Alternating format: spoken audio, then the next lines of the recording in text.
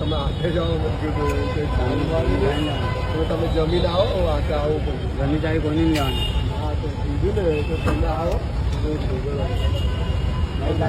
ઘરે જાય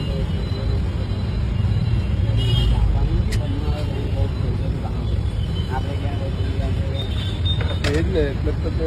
તમે હાથે જાઓ. મારી બેગ એકચ્યુઅલી અહીંયા રહી ગયેલી છે કાલે એટલે હું અહીંયા ગયો બાકી તારનું તો હાથ પતાવી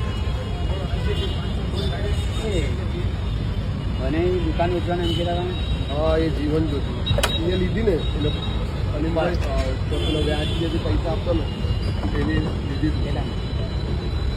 17 કે પ્લસ છે 17ની ઉપર કંઈ 17 કે 15 એવામાં કંઈ લીધું સરકાર એટલે ફોન આવેલો હતો મારો